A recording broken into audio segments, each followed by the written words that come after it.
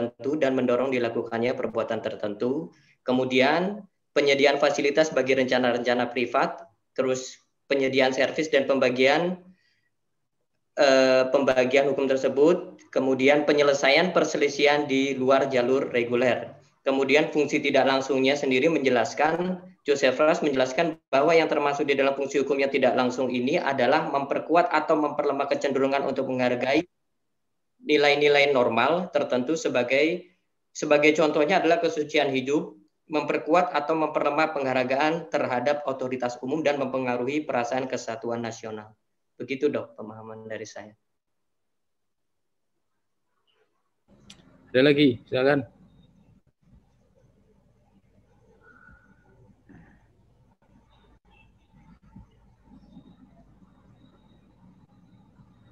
Pak, mungkin saya coba menambahkan dengan pemahaman saya mengenai fungsi hukum menurut Joseph Ras. Tapi ada beberapa hal yang memang saya sulit memahami tentang fungsi hukum dari penjabaran Joseph Ras. Joseph Ras membagi dua mengenai fungsi hukum terkait hubungan hukum dan fakta sosial, yaitu fungsi secara direct function and indirect function. Itu istilahnya. Nah, yang direct function dia membagi lagi menjadi ada yang primer dan ada yang sekunder. Yang primer itu adalah fungsi yang secara langsung mempengaruhi masyarakat secara umum, dan kemudian dengan hukum tersebut ada justifikasi dari keberadaan hukum, di mana dia kemudian membagi lagi fungsi primer dari hukum adalah satu, preventing undesirable behavior dan securing desirable behavior, pencegahan perilaku yang tidak diinginkan dan menjamin dari perilaku yang diinginkan. Kemudian yang kedua, providing facilities for private arrangement between individual. Karena dengan memfasilitasi individu-individu, hukum membantu individu tersebut untuk mencapai keinginannya. Karena untuk mencapai keinginan individu adalah tujuan dari hukum itu sendiri. Yang ketiga, provision of services and redistribution of goods. Dan yang keempat, settling and regulated dispute, yang artinya menyediakan fasilitas penyelesaian sengketa di luar pengadilan. Itu yang direct function yang primer. Kemudian yang bersifat sekunder, bahwa hukum mempunyai sifat maintenance of the legal system, yaitu memelihara dari sistem hukum tersebut melalui aktivitas konstitusi, kemudian parlemen, local authorities, dan sebagainya. Di mana antara fungsi hukum yang langsung bersifat primer dan sekunder itu saling berhubungan, karena keberhasilan fungsi primer itu tergantung dari bagaimana fungsi sekunder memfasilitasi keberadaan fungsi primer tersebut, sehingga suatu pelayanan terhadap aturan suatu hukum itu bisa terjadi kalau ada institusinya, seperti itu misalnya. Nah, ini yang saya sulit memahami, yaitu fungsi tidak langsung dari hukum, yang mengartikan bahwa pemenuhan dari semua pencapaian dari perilaku, perasaan, pandangan, dan bentuk perilaku yang bukan merupakan pentaatan. Kalau bahasanya di bukunya itu, the knowledge of the existence of law, dan the compliance with application of law. Jadi ada hubungan antara pengetahuan dari sebuah hukum dan penundukan masyarakat terhadap hukum sendiri. Karena selanjutnya Joseph Ras itu menjabarkan bahwa sebenarnya fungsi tidak langsung hukum itu adalah hasil-hasil hukum yang diinginkan terlepas dari adanya keharusan untuk mentaati ketentuan hukum. Karena sebenarnya terkadang masyarakat itu secara nggak sadar itu mentaati hukum walaupun sebenarnya dia tidak bertujuan untuk menaati hukum. It is quite common for people to perform their duties and exercise power for reasons which have nothing to do with law. Nah, ini yang saya sulit memahami, Pak. Fungsi hukum yang secara tidak langsung. Kenapa? Kalau fungsi hukum yang secara langsung yang kemudian dia membagi primer dan sekunder, oke, saya bisa memahaminya. Tapi kemudian yang tidak langsung itu seperti apa? Mungkin itu yang perlu pencerahan, Pak. Demikian, terima kasih. Kalau Butia saja tidak bisa memahami, apalagi saya. Ya, mohon di... Silakan. Ada yang lain? Mohon izin, Prof. Ya. Saya Indra, Prof. Ya, ya. Jadi setelah saya membaca buku Joseph Ras ini yang terkait dengan fungsi sosial dari hukum ini, bahwa di sini dinyatakan fungsi dari sosial hukum itu harus dibedakan secara jelas dari pertanyaan tentang klasifikasi norma hukum yang menjadi jenis normatif yang berbeda. Nah, sifat normatif suatu norma hukum adalah soal sifat-sifat logisnya. Nah, ini adalah pertanyaan tentang implikasi logis dari pernyataan yang menyatakan bahwa norma itu sebagai fungsi sosial dari sisi lain yang mempunyai konsekuensi sosial yang disengaja atau aktual dari hukum. Nah, sekarang kita hubungkan dengan kejadian yang ada di lapangan. Ketika sebuah pemerintahan ini yang dikuasai oleh pemerintah ini yang menerapkan, yang membuat aturan hukum tertentu tapi dilanggar sendiri oleh misalkan menteri yang korupsi, misalkan seperti itu. Atau aturan yang sekarang kekinian ini adalah tentang protokol kesehatan yang dilanggar sendiri oleh masyarakat itu sendiri. Nah, apakah fungsi dari hukum ini benar-benar tidak bisa mengakomodir kepentingan dari masyarakat yang sehingga masyarakat ini tidak bisa sampai melakukan pelanggaran-pelanggaran terhadap hukum itu sendiri.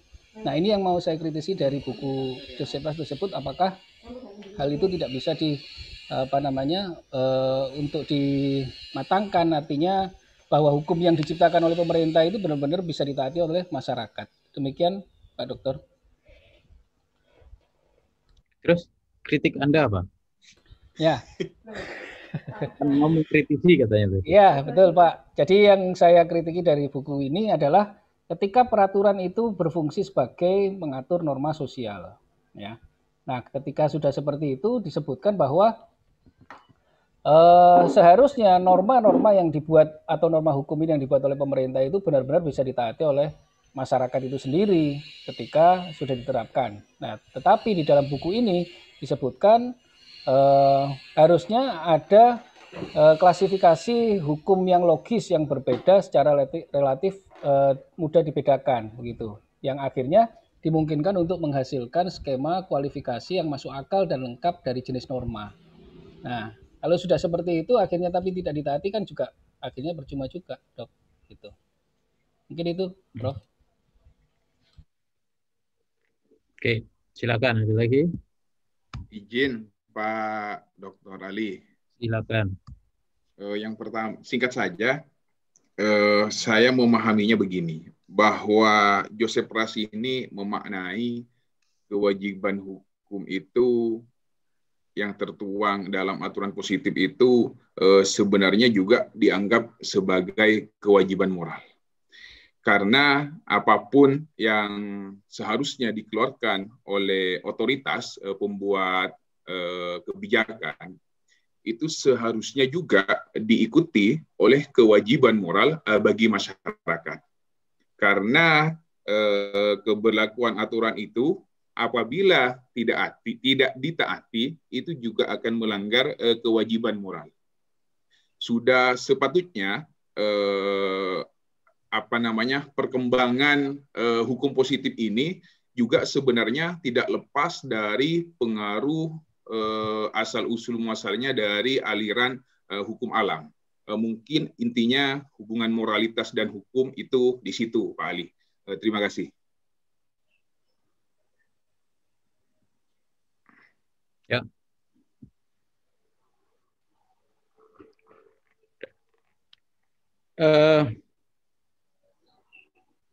Satu, kalau secara sistematis kan sebetulnya kita perlu meletakkan kembali konteks dan kerangka dari tulisan ini pada saat kita mencoba untuk memahami apa yang hendak disajikan dalam tulisan ini, gitu. Karena menurut saya kerangka atau konteks yang dibuat oleh penulis itu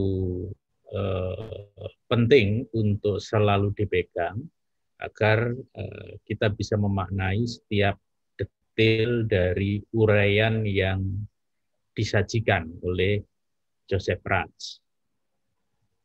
karena begitu detailnya, misalnya uraiannya kan sangat detail dengan beberapa contoh kasus, katakan seperti itu. Kadang-kadang memang kita bisa memahami sesuatu yang disampaikan oleh Joseph Ratz itu seperti menjadi pandangan dari Joseph Ratz, padahal bukan tidak mungkin itu sebetulnya adalah pandangan yang hendak dikritik oleh Joseph Ratz. Kadang-kadang kita bisa menemukan satu uraian yang panjang dan lebar begitu dengan presisi yang sangat ketat gitu, kalimat-kalimatnya padat gitu. Tapi sebetulnya hal itu merupakan penjelasan dari kerangka besar yang sudah dibuat oleh Joseph Ratz, dan ya sifatnya itu hanya merupakan pembuktian dari apa yang hendak disampaikan oleh Joseph Ratz. Jadi itu mungkin yang pertama bisa kita jadikan sebagai satu guidance untuk dapat memahami pemikiran Joseph Ratz yang ya memang sulit, karena ya seperti yang pernah saya sampaikan ketika membahas pemikirannya Austin, jadi aliran analytical jurisprudence kan memang sulitnya di sini begitu, dan John Austin itu sudah di awal-awal kan sudah lumayan sulit, tapi kemudian menjadi lebih detail lagi analitiknya, karena yang dianalisis itu memang sangat padat terkait dengan konsep-konsep yang digunakan. Misalnya berapa banyak penjelasan yang diberikan untuk memberikan atau mendeskripsikan apa yang disebut sebagai otoritas, karena seperti itu, dan apa yang disebut sebagai moralitas, dan berapa banyak penjelasan yang digunakan untuk menguraikan atau membuktikan ada atau tidak adanya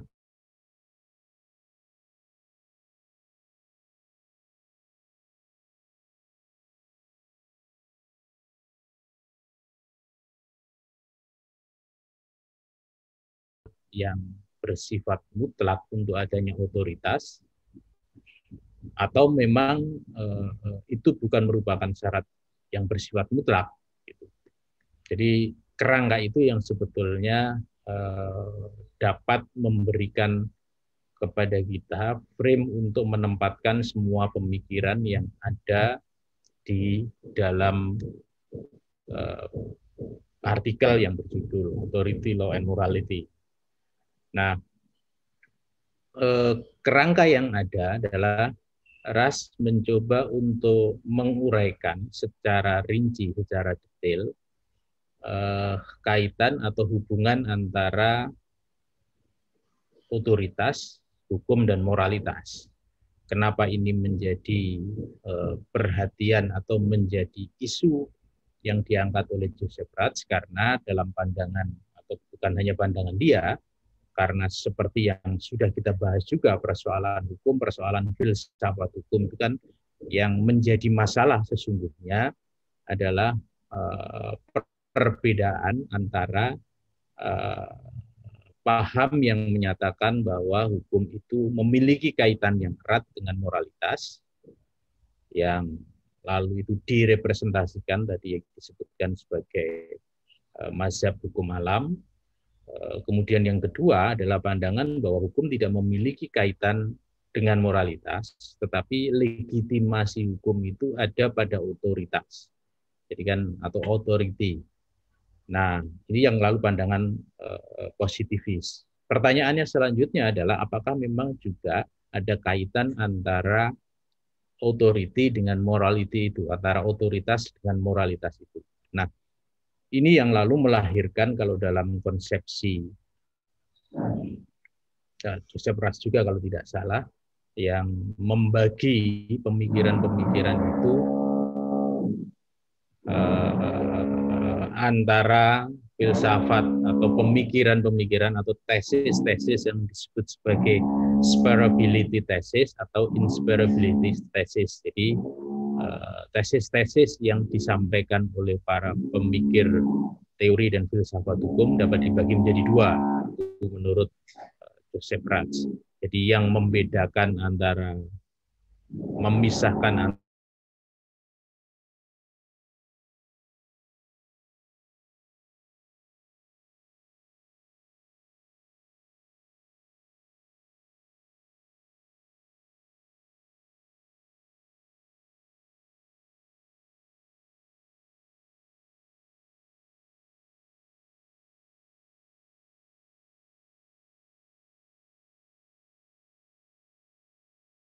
itu berasal dari sumber tertentu, istilahnya kan menjadi source-based law. Nah, itu adalah satu pemikiran tersendiri. Jadi hukum itu tidak bisa dilihat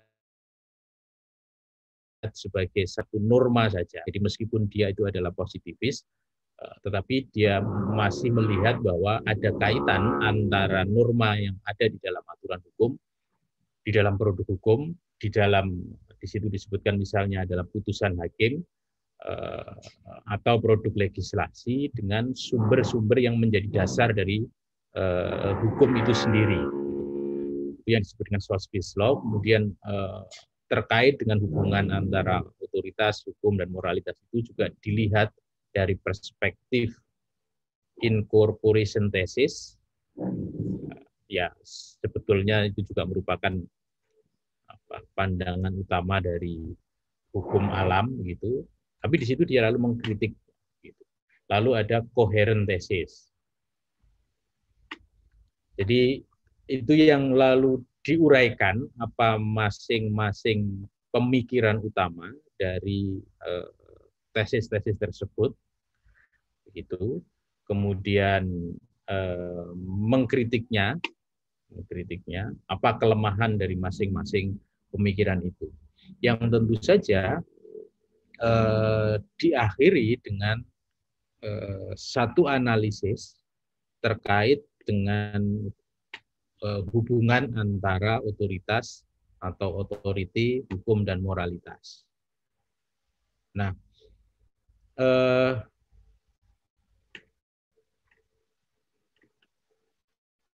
setelah menganalisis, menyampaikan masing-masing pemikiran itu, dia kemudian memberikan satu pemikirannya sendiri. Jadi tidak semata-mata kemudian menolak, gitu. Jadi misalnya terkait dengan incorporation thesis dan coherent thesis, Joseph Ras mengakui bahwa ada hubungan atau kaitan antara hukum, otoritas dengan moralitas, dan begitu. Moral atau apa yang dipandang baik oleh masyarakat itu, yang lalu dicontohkan misalnya dalam proses pembentukan hukum oleh legislasi, itu kan lalu di situ disampaikan sebagai sesuatu keyakinan politik itu yang akan dibentuk menjadi aturan hukum. Dan demikian pula ketika hukum itu dibuat oleh pengadilan, itu juga sangat dipengaruhi sebetulnya oleh bagaimana keyakinan politik dari hakim itu dalam memutus satu kasus, kan gitu. Nah, apa yang diputuskan oleh hakim, apa yang dibuat sebagai hukum oleh legislatif itu dengan sendirinya sebetulnya memiliki kaitan dengan moralitas di masyarakat. Nah, tetapi Joseph Ras juga menyatakan bahwa itu adalah satu kategori secara umum. Maksudnya kategori secara umum itu tidak bisa lalu dikatakan berlaku terhadap semua norma atau semua, kalau dalam bahasa Austin itu kan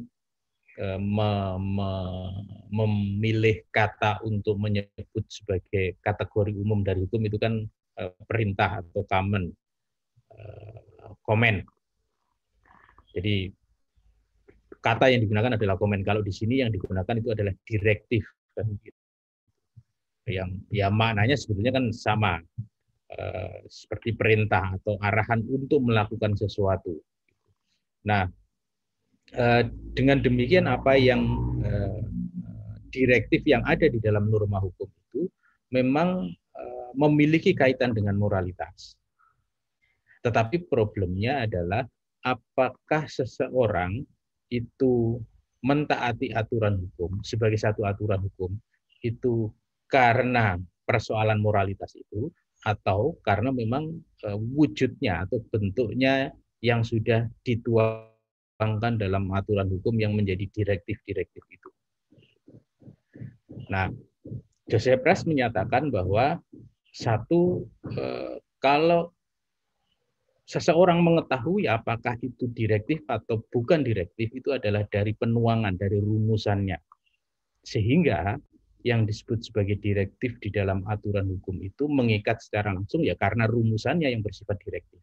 Seseorang tidak bisa mengetahui apakah itu direktif atau tidak direktif dari pemikiran yang melandasi adanya direktif atau adanya aturan hukum itu, dari moralitas yang melandasi adanya aturan hukum itu.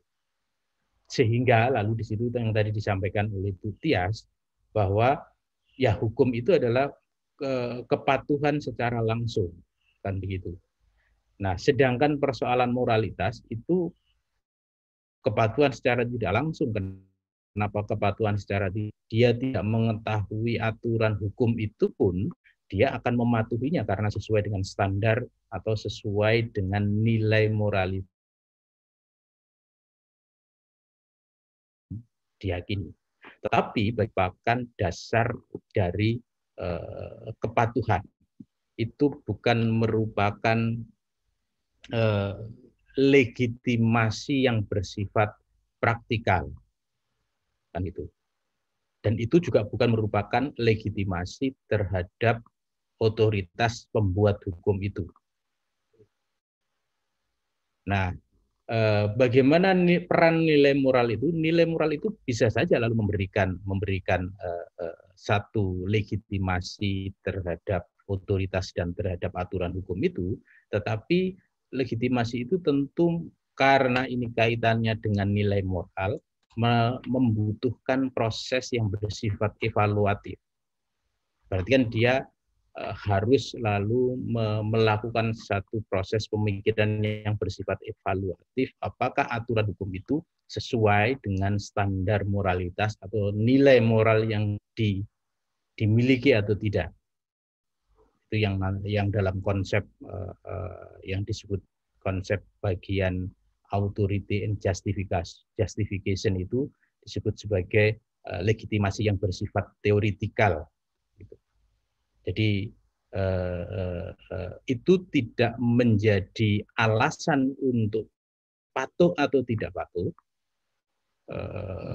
Bahasa atau konsepnya itu adalah reason for action, tetapi itu adalah menjadi alasan untuk mempercayai terhadap kebenaran dari substansi hukum itu, atau reason for belief. Nah, reason for belief di sini itu bukan merupakan legitimasi dari aturan hukum, bukan merupakan legitimasi untuk mengakui adanya otoritas. Seseorang patuh terhadap aturan hukum ya karena itu merupakan aturan hukum.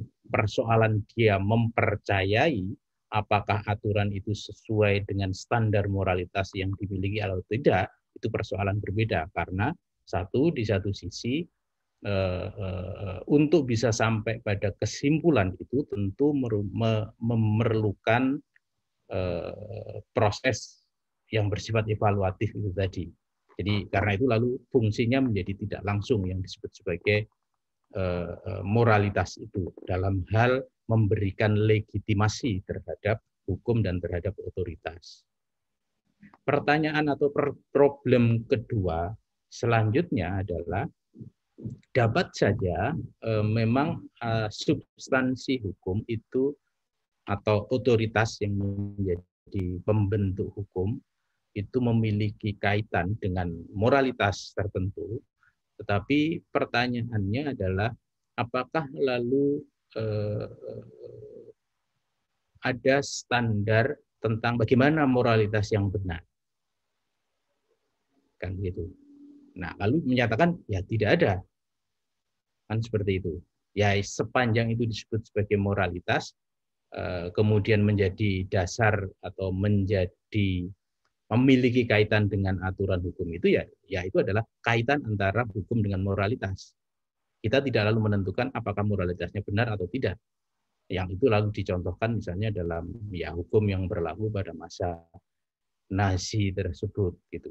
Dengan sendirinya pada saat satu aturan hukum dikatakan memiliki standar moralitas dan moralitasnya itu ternyata keliru, ya aturan hukum itu tetap saja lalu berlaku menjadi direktif yang harus dipatuhi. Aturan hukum itu tetap memiliki otoritas yang legitimate. Walaupun pada saat setelah dilakukan proses evaluatif tadi, reason for belief tadi, ternyata moralitasnya, misalnya kita menyatakan bahwa itu moralitas yang sesat. Kita tidak percaya terhadap aturan hukum itu.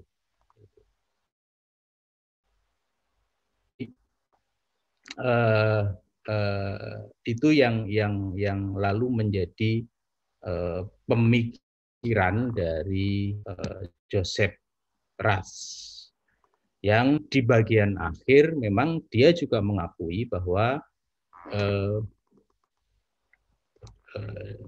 menyampaikan bahwa ada memang peran dari nilai-nilai tertentu dalam pengembangan hukum dan teori hukum, karena disebutkan bahwa hukum itu ya memang bagian dari budaya, bagian dari tradisi, dan begitu. Nah, bagaimana lalu pengaruh nilai-nilai itu mempengaruhi hukum? Ya pasti melalui profesi hukum yang memahami bagaimana masyarakat mereka itu bertindak. Nah, pada saat memahami bagaimana masyarakat itu bertindak, sesungguhnya profesi hukum itu telah mengkonseptualisasikan realitas sosial yang ada, dan itu sehingga pemahaman terhadap budaya, pemahaman terhadap nilai itu sendiri nanti lalu akan mempertajam konsep-konsep hukum yang digunakan, ide-ide hukum yang akan dimasukkan, gitu. Dan ini tentu saja dapat lalu menjadi bagian dari teori hukum untuk menjelaskan dan mengelaborasi bagaimana bagian-bagian yang ada itu, yang ada di dalam masyarakat itu bisa masuk ke dalam norma hukum. Tetapi lagi-lagi lalu itu tidak dapat dikatakan bahwa aturan hukum atau produk hukum itu legitimasinya, otoritasnya itu bergantung sepenuhnya terhadap kesesuaiannya dengan standar moral tertentu. Sifat hukum sebagai satu direktif, sebagai satu pedoman untuk melakukan atau tidak melakukan sesuatu secara normatif yang berlaku mengikat, itu tidak bergantung kepada kesesuaian dengan kultur atau realitas sosial yang ada di masyarakat. Realitas sosial dan kultur itu akan membentuk, gitu. Jadi ini yang lalu disebut sebagai source-based law. Jadi di satu sisi berpengaruh, tetapi di sisi lain tidak menentukan. Kalau dalam bahasa Kelsen itu adalah validitas dari norma hukum yang ada. Nah, memang dalam menguraikan dan mengkritik beberapa pemikiran, kenapa saya katakan mengkritik, karena misalnya kalau yang koheren tesis itu lalu menyatakan bahwa semua hukum itu pasti bersumber kepada satu nilai tertentu, kan begitu. Atau memang semua aturan hukum itu memerlukan sumber nilai tertentu. ya dengan sendirinya nanti jika ada satu aturan hukum itu tidak bisa dicari sumber atau aturan nilai tertentunya, maka bisa saja itu lalu tidak dipandang sebagai aturan hukum. Atau dari koheren, tesis-tesis yang bersifat coherence, di mana memandang bahwa hukum itu ya terdiri dari aturan yang memiliki sumber tertentu dan memiliki kekuatan pembenaran secara moral dari sumber-sumber itu. Ini kalau coherent tesis lebih tegas atau lebih kuat lagi mengkaitkan hubungan antara moralitas dan hukum. Nah, tesis ini yang lalu di breakdown dan dikritik dengan berbagai macam argumentasi, misalnya begitu. Keduanya ini kan lalu menyatakan seolah-olah kepatuhan terhadap aturan hukum itu sumbernya adalah pada moralitas, kan begitu. Nah, ini yang lalu dikritik dengan mendeskripsikan berbagai kemungkinan, berbagai kasus, misalnya pada saat kasus ada seseorang yang menjadi arbiter, kan begitu. Mengapa para pihak itu misalnya menyerahkan perkara satu kasus kepada arbiter dan kemudian diputus dan kemudian mematuhi keputusannya. Apakah lalu dapat dikatakan bahwa para pihak yang menyerahkan kepada arbiter ini tidak memiliki standar moral tertentu, misalnya? Kan pasti tidak. Kan itu. Lalu apa dasar dari kepatuhan itu? Apakah dasar kepatuhannya adalah dia percaya bahwa arbiter itu memiliki standar moral yang sama dengan yang dia miliki, sehingga dia percaya kemudian menyerahkan perkara untuk diputus pada pihak itu, misalnya seperti itu. Atau arbiter ini ya memiliki standar moral yang lebih tinggi, misalnya. Ini sebetulnya kan untuk membuktikan bahwa tidak selamanya ada kaitan antara aturan hukum dengan standar moralitas tertentu. Tidak ada kaitannya, atau bukan tidak ada kaitannya, tidak selalu terkait. Kalau di dalam artikel ini membuktikan bahwa tidak selalu terkait antara otoritas dengan moralitas. Nah, karena tidak selalu terkait itu, maka tentu saja tidak dapat dijadikan sebagai faktor determinan untuk menentukan apakah satu perintah itu, direktif itu merupakan aturan hukum yang legitimate atau tidak. Apakah satu aturan hukum itu memiliki otoritas atau tidak. Gitu.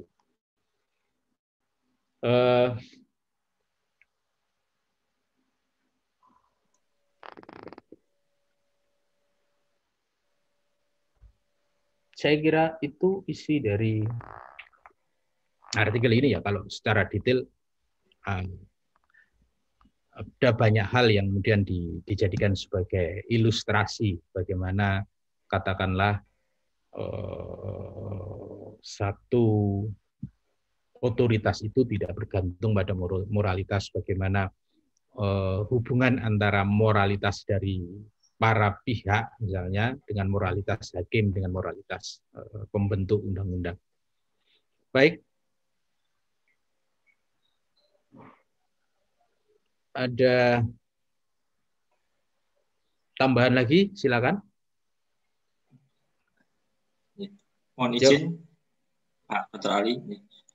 Saya ada beberapa ini, mungkin lebih terkait dengan koreksi atas apa yang saya dapatkan dari buku. Mungkin pemahaman saya juga ada yang salah begitu. Yang pertama adalah terkait hubungan antara hukum dengan moral. Setelah membaca buku ini, saya mendapatkan gambaran bahwa di situ juga Ras menyebutkan ada mengenai sedikit menggunakan analogi friendship atau persahabatan antara hukum dengan moral, di mana di situ digambarkan bahwa layaknya sebuah pertemanan atau persahabatan itu suatu kala ada kalanya sahabat ini cocok, match, pendapatnya itu sama. Tapi pada hal tertentu mungkin ada perbedaan. Nah, begitu juga dengan hukum dan moral. Pada saat tertentu hukum dan moral ini akan sejalan. Tetapi pada keadaan tertentu terdapat perbedaan pandangan moral. Itu yang mungkin yang pertama saya dapatkan.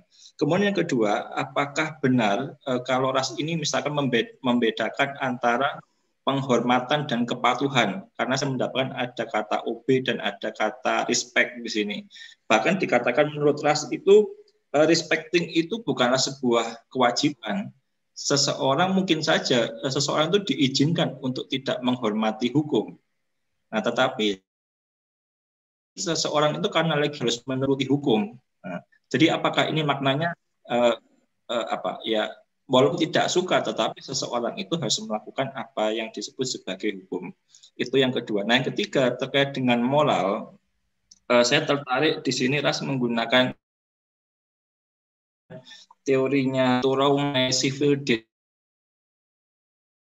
disobedience atau pembangkangan sipil. Mungkin penggunaan civil disobedience ini sebagai salah satu cara ras menunjukkan bahwa kontrol moral itu menggunakan civil disobedience.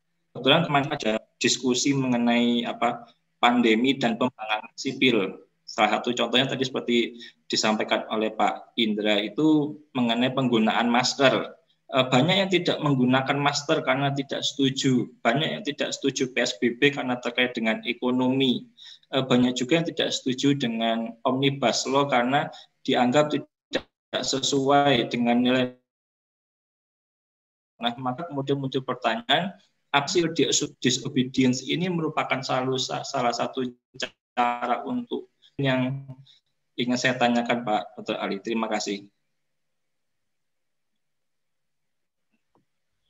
Ya, benar bahwa ya karena itu lalu ras menyatakan bahwa tidak selalu ada kaitan antara hukum dengan moralitas. Bahkan satu waktu bisa saja lalu antara hukum dan moralitas itu lalu bertentangan.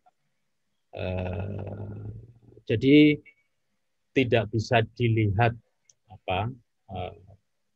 bisa sesuai dengan moral atau bertentangan dengan moral. Pilihannya bukan hanya itu, tetapi dapat saja atau bahkan mungkin sering kali terjadi substansi hukum itu tidak ada hubungannya dengan moralitas sama sekali, misalnya. Bisa saja seperti itu, kan itu. Kalau ya mungkin yang paling banyak itu kan di bidang hukum tata negara misalnya. Sistem pemilihan umum itu apakah ada hubungannya dengan moralitas atau tidak misalnya, itu kan pertanyaan. Apakah mau pakai distrik atau mau pakai proporsional daftar tertutup atau daftar terbuka misalnya begitu. Ya kalau kita perbedaannya, kalau kita memang sudah punya pandangan atau keyakinan tertentu ya bisa saja sebetulnya itu dikait-kaitkan dengan ajaran moral tertentu, mana yang lebih mencerminkan suara rakyat dan sebagainya. Tapi kan itu adalah pilihan sistem antara negara kesatuan dengan negara federasi, antara presidensial parlementer misalnya begitu kan juga sama. Begitu, dan mungkin juga di bidang hukum yang lain, bidang hukum keperdataan mungkin ada beberapa pilihan-pilihan kebijakan yang dapat ditentukan dan itu terbebas dari penilaian moral. Nah, apa yang Anda sampaikan tadi terkait dengan perbedaan antara penghormatan dengan kepatuhan itu merupakan konsekuensi atau turunan lebih jauh antara pembedaan yang dilakukan oleh Joseph Ratz terkait dengan reason to action dan reason to believe kan gitu. Wilayah hukum yang diperlukan itu adalah alasan untuk dapat mematuhi. Nah, alasan untuk dapat mematuhi itu tidak banyak, ya hanya dua. Satu bersifat ada otoritatif, jadi dan dengan sendirinya hukum itu bersifat memiliki watak otoritatif, direktifnya, authoritative-ness kan bahasanya begitu. Kemudian yang kedua, ya dia memiliki legitimasi. Legitimasinya apa ya? Legitimasinya dia dibuat oleh lembaga yang memiliki otoritas itu, kan begitu. Dan itu sudah cukup untuk reason to action. Dan itu yang menjadi yang disebut sebagai norma hukum, kan begitu. Sedangkan apakah dia mempercayai atau tidak mempercayai kebenaran dari substansi hukum itu, bukan kebenaran bahwa itu hukum, tetapi kebenaran apa ya? Ya, kebenaran dari sisi standar moral gitu. Jadi bukan percaya atau tidak percaya bahwa benar itu hukum, tetapi percaya atau tidak percaya bahwa itu hukum yang benar, kan begitu. Itu merupakan reason to believe, kan gitu. Nah, reason to believe itu tentu membutuhkan proses evaluatif. Kita tidak hanya saja melihat pada sisi bentuknya yang bersifat otoritativeness tersebut, tetapi juga harus melakukan proses evaluasi antara substansi dengan standar moral tertentu. Kan seperti itu. Nah, kalau kita melakukan evaluasi terhadap substansi dan standar moral tertentu, mungkin kita bisa menyatakan, oh iya ini sesuai dengan standar moral saya. Nah, itu lalu memunculkan respect, menghormati. Apakah lalu setiap kepatuhan terhadap hukum itu membutuhkan adanya penghormatan, dalam arti kan berarti adanya evaluasi kesesuaian antara substansi dengan moralitas? Tentu tidak. Ya ada yang ya sudah hukum ya udah saya taati, tidak peduli sumbernya dari mana misalnya begitu. Atau bahkan ada yang menyatakan ini sebetulnya hukum yang jelek begitu, tetapi karena ini hukum ya tetap saja saya harus patuh. Kan perbedaannya di situ. Ada juga yang lalu menyatakan tidak ada aturan hukum itu ya ini yang akan saya lakukan. Kenapa ya? Ini karena sesuai dengan standar moral saya. Itu kan fungsi yang dikatakan sebagai tidak langsung tadi. Jadi ada tidak adanya direktif itu ya tetap saja saya akan melakukan X atau tidak melakukan Y misalnya. Karena itu sesuai dengan evaluasi atau sesuai dengan standar moral yang dimiliki oleh seseorang atau yang dimiliki oleh masyarakat tertentu.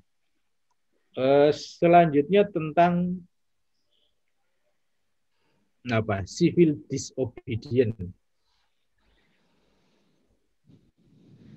Kesesuaian di sini juga sebetulnya diakui bahwa kesesuaian antara moralitas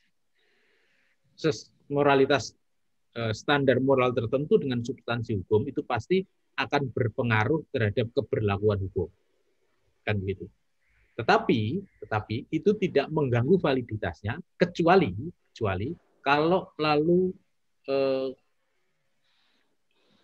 yang disebut sebagai keberlakuan itu memang tidak ada sama sekali.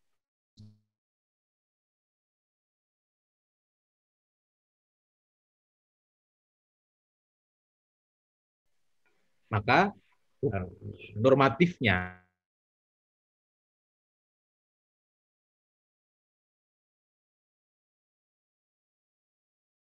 itu adalah pada saat dia akan kehilangan akar validitasnya.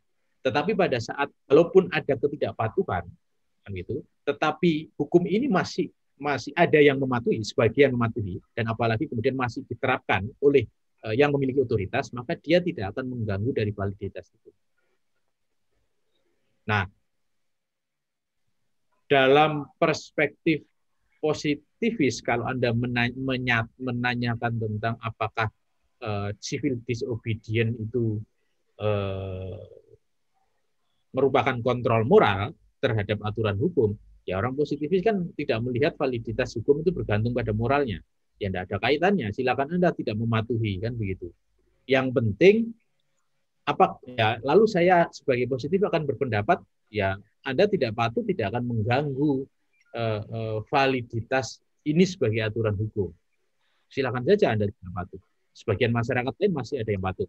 Silakan saja Anda tidak patuh.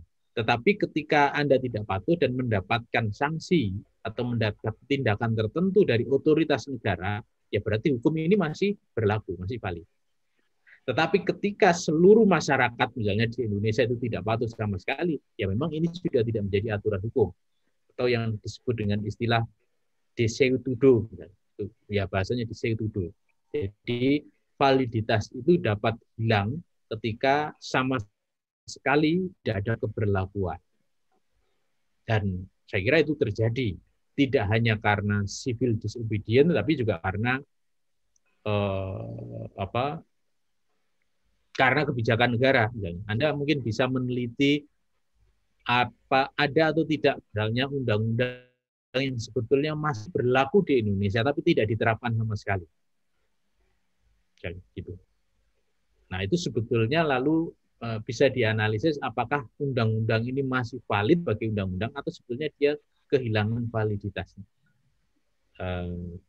Ya misalnya kalau pertanahan tanah absente 1, kepemilikan luas tanah 2, itu Anda bisa melihat itu misalnya.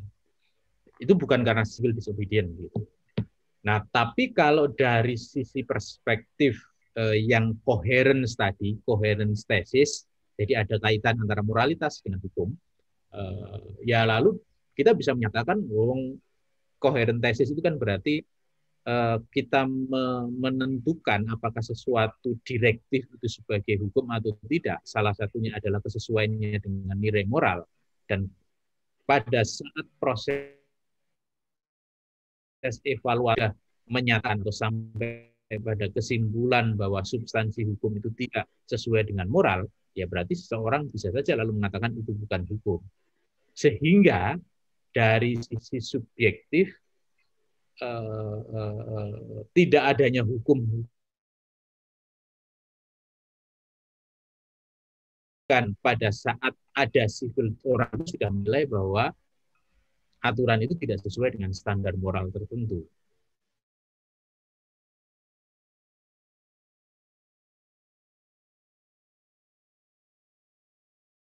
Gitu.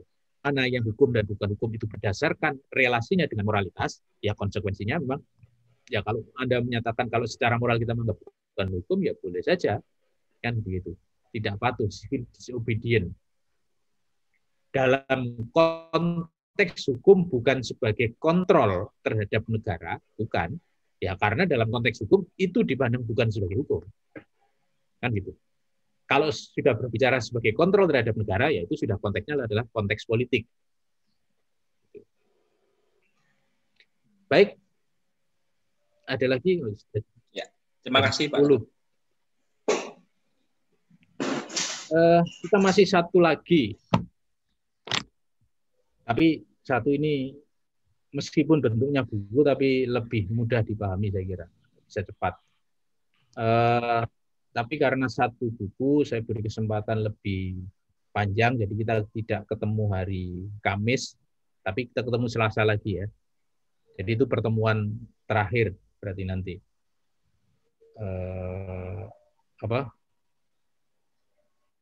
Brian Tamanahai.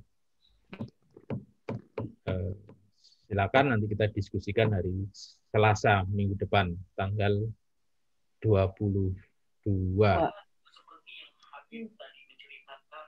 Cuti bersama itu tanggal berapa? 24 ya? 24. Ya. Baik, terima kasih. Sekian. Assalamualaikum warahmatullahi wabarakatuh. Waalaikumsalam warahmatullahi wabarakatuh. Terima kasih Pak. Warahmatullahi wabarakatuh.